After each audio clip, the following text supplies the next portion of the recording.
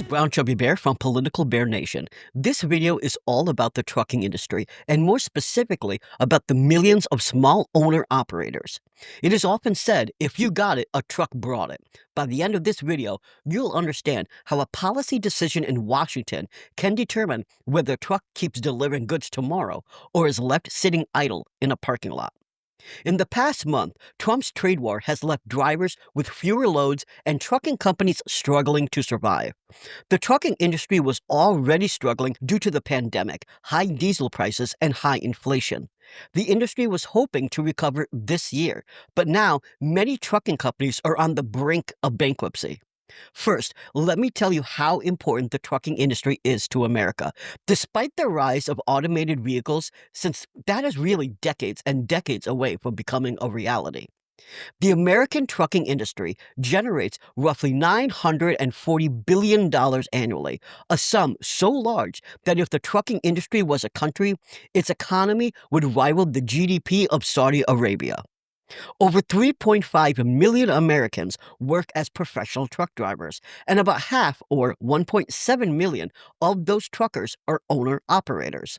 There's also an additional 8.4 million Americans that are employed in trucking-related jobs. From long-haul drivers to dispatchers, warehouse workers, and mechanics, the industry provides livelihoods to millions of American families. Virtually every sector of the American economy relies on trucking. In fact, trucks carry about 72% of all freight by value and roughly 64% by weight. Whether it's food from farms, parts for factories, or products you see on the shelves of Walmart and Costco, if it's in your hands, a truck likely brought it to you. Without truckers, critical systems would collapse within just a few days. Gas stations, hospitals, and pharmacies would face shortages and mail delivery would halt.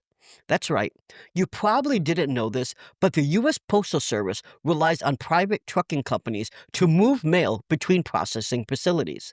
And when it comes to hospitals, it's even worse. Most hospitals don't stock more than a few days' worth of medical supplies. No trucks, no oxygen, no antibiotics, no life-saving treatments. It's that simple. During COVID lockdowns, trucking shortages caused real concerns for hospital administrators about running out of ventilators, oxygen, and basic medications. So, hopefully, we're all on the same page about the importance of truckers and the trucking industry as a whole. They bring you everything from the groceries you eat to the shoes on your feet. Economists often look at the trucking industry as a leading indicator for the American economy. When trucks are busy, factories are producing and retail stores are selling. When trucking slows, the entire economy usually suffers shortly thereafter. To tell you the story of the struggling trucking industry, I first have to tell you about what happened during the pandemic. COVID-19 initially hurt trucking companies. Lockdowns meant empty roads and empty trucks.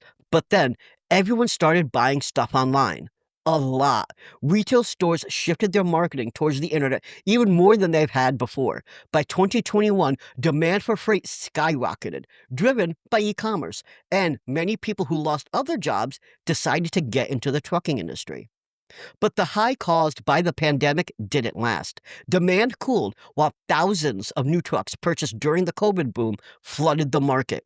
Nearly 88,000 trucking companies went out of business in 2023. At the height of the pandemic, as supply chains snarled, truckers provided vital lifelines to the nation. But now a harsh new reality is setting in for many long haulers. Initially, pay for truckers surged, with companies desperate to move their goods. The number of drivers surged, demand for goods fell as Americans emerged from lockdown, and shipping rates tumbled. 2025 was supposed to be a recovery year for the trucking industry, but Trump's tariffs are changing that. The American Trucking Association, the ATA, initially forecasted a 1.6% growth in trucking volume for 2025, anticipating a modest recovery. Truckers in early April moved record high volumes, even higher than the 2021 pandemic peak, as companies rushed to get goods out ahead of the new tariffs.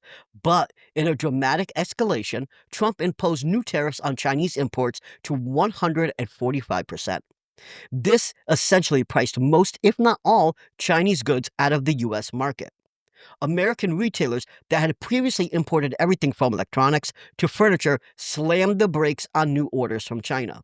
Last week, the CEOs of Walmart and Target privately warned Trump that his tariff policy would lead to empty shelves in just a matter of weeks. If stores aren't ordering products, truckers aren't moving freight. The tariffs on China are a huge problem for retailers. 60% of Walmart's products by revenue are made in China. Now, Walmart employs over 2 million people. If Walmart can't sell goods to its consumers, what do you think is going to happen to those jobs? About a third of everything America imports by sea comes from China. So, when there are fewer Chinese imports, there are fewer containers arriving at our ports and fewer trucks hauling them to warehouses. But Chinese tariffs aren't the only problem. Trump slapped a 25% tariff on all imports from Mexico and Canada, and they just happen to be America's two largest trading partners. This move effectively put a tax on $1.1 trillion of annual North American trade.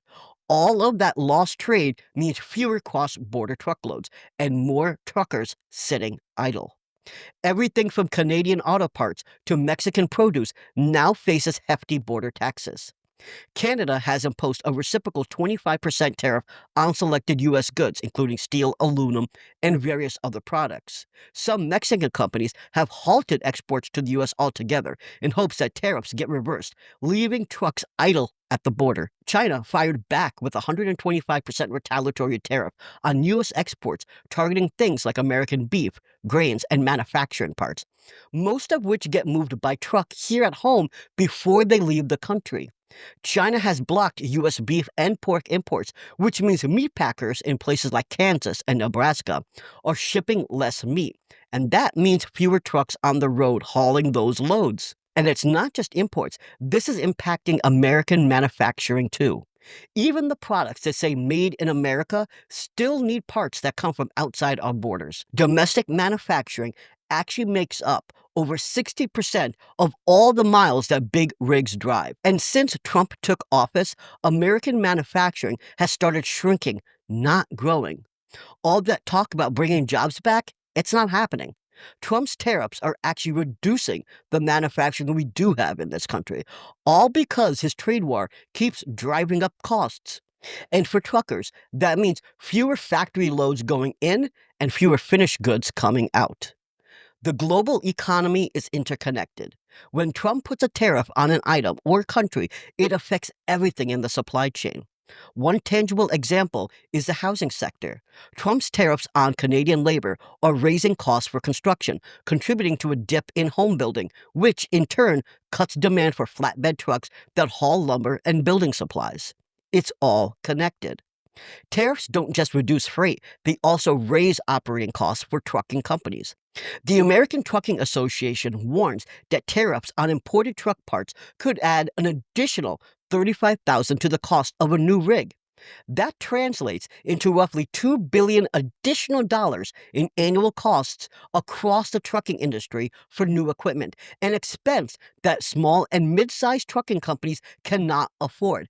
And it's important to note, 96% of the trucking industry is made up of small mom-and-pop companies.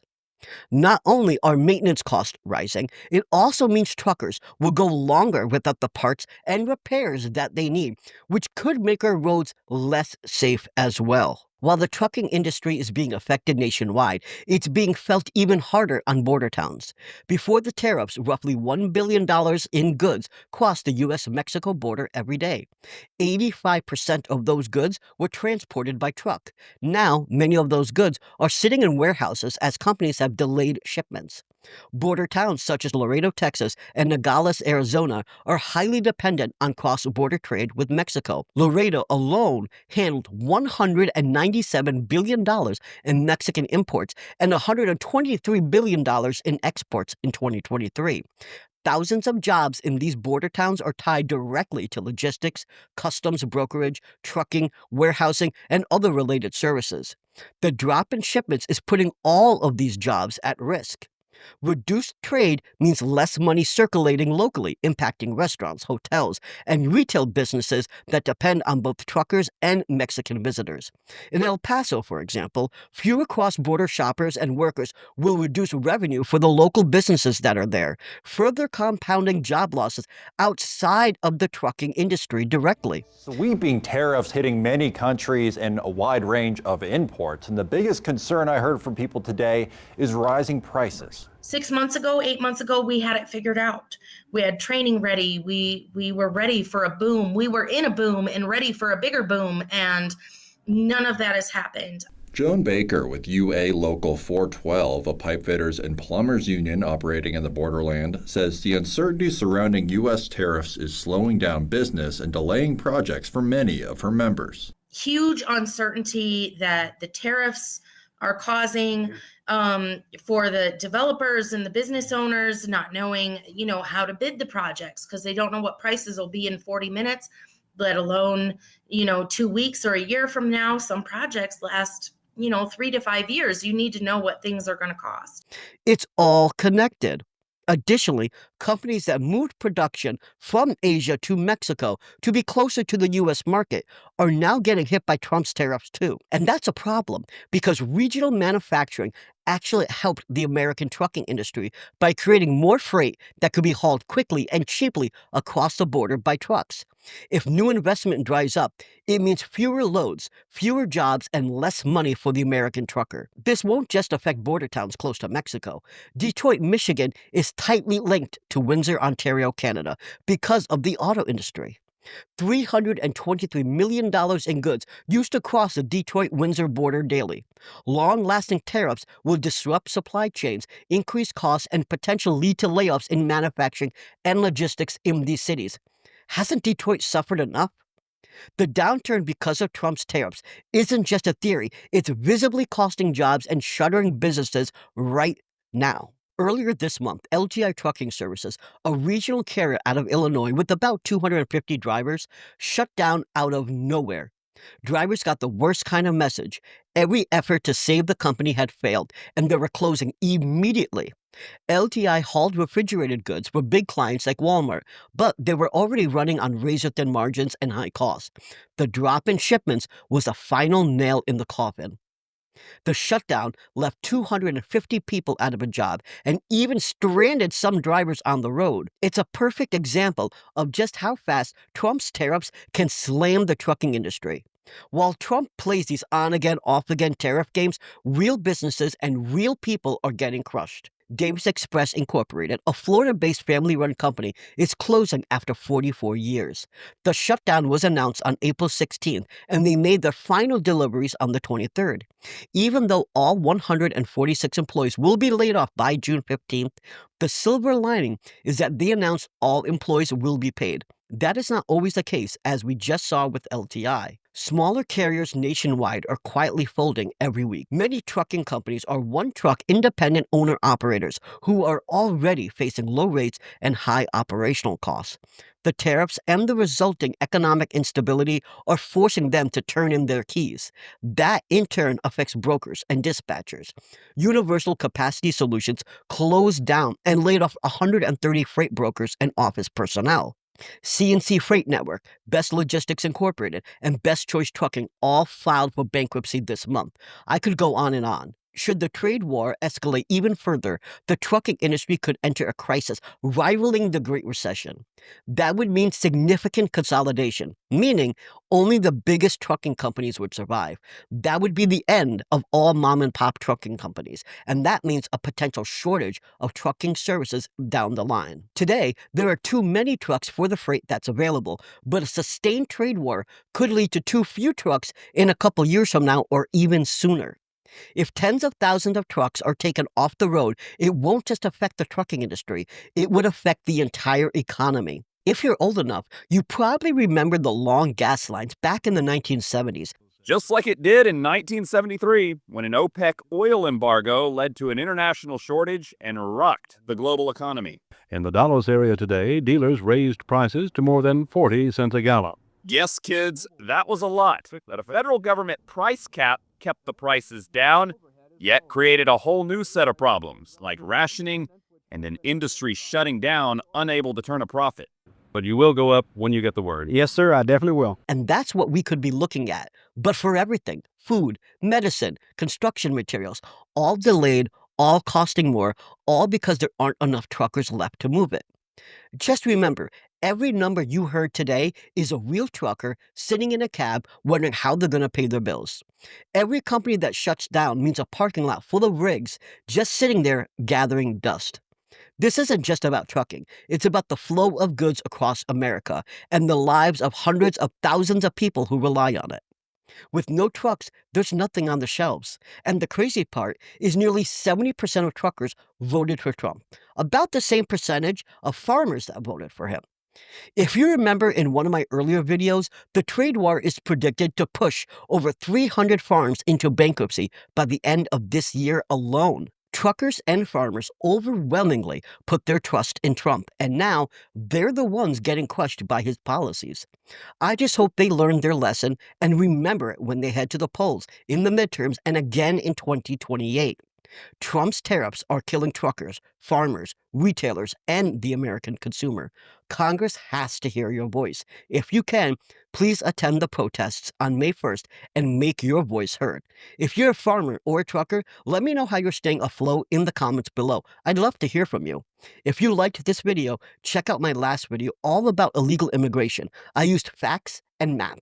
Hopefully you get something out of this video. If you did, please like and subscribe. Until next time, this is Brown Chubby Bear from Political Bear Nation. Where the stories collide, political bears on an untamed ride, roaring through truths, the left and the right, setting the stage for a wild insight. Political Bear Nation, ready to dive, where